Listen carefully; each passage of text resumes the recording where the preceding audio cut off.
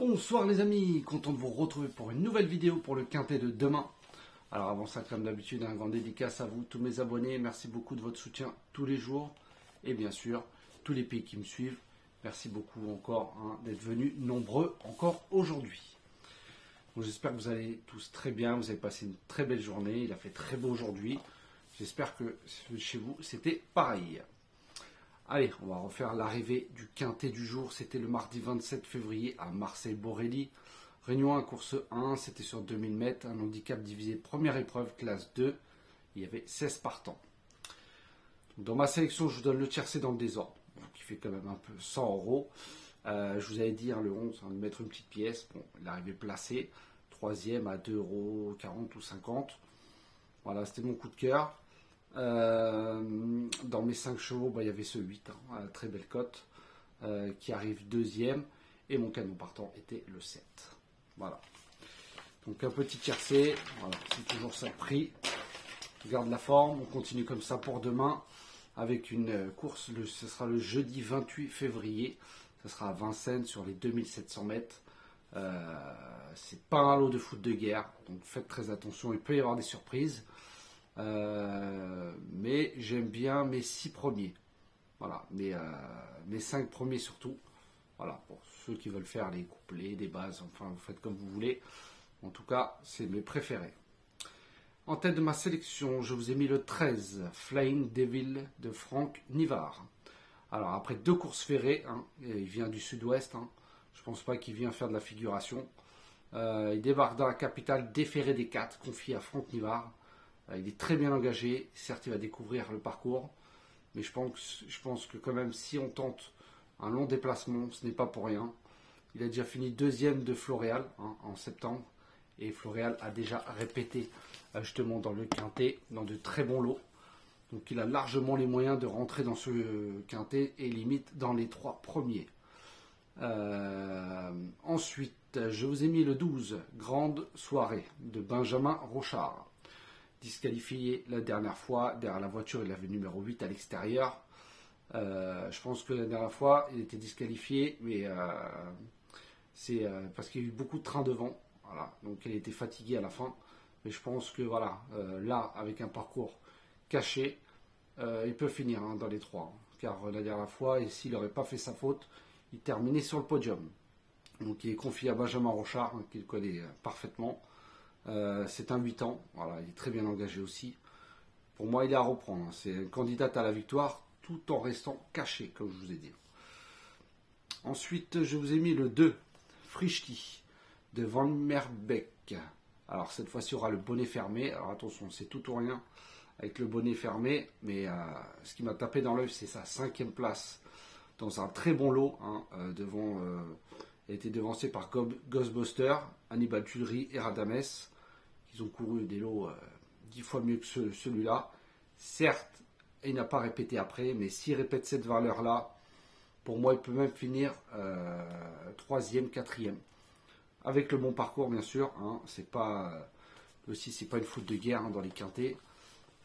Sur le parcours, c'est 100% de réussite, quand même. À Vincennes, c'est 4 sur 10. Voilà, moi, je le garde dans confiance. Voilà, si bien sûr il répète sa performance de la 5e place dans une course C. Pour moi, c'est un bon trouble-fête en puissance. Ensuite, je vous ai mis le 15, Fan de Fitz de Pierre-Yves Verva. Alors, ces 3 dernières perfs, 6e au monté la dernière fois, 3e, même si c'était dans des réclamés, comme je vous ai dit, le lot de demain n'est pas un lot de foot de guerre. Il peut y avoir des disqualifications, de très grosses surprises. Il est en forme, très bien engagé au plafond des gains.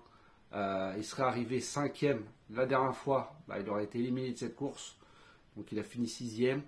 Je pense que quand même c'est une très belle course, un engagement visé, il connaît bien le parcours, voilà, il peut venir pimenter les rapports, bien sûr, il ne peut pas faire le tour des autres, il lui faut le bon parcours, et surtout de prendre les bons dos. Ensuite, j'ai mis le 11, Fakir Stardust de Jean-François Senet, qui cartonne en ce moment. Très en forme, le pilote. Alors avec lui, tout se joue au départ. Voilà, c'est clair qu'il part pas vite. Donc à chaque fois, il perd beaucoup de temps. Donc après, c'est très dur de revenir. Là, tout va se passer au départ. Moi, je le tente, parce que Si vous suivez sa musique, il y a bien un moment donné, il va faire reparler de lui.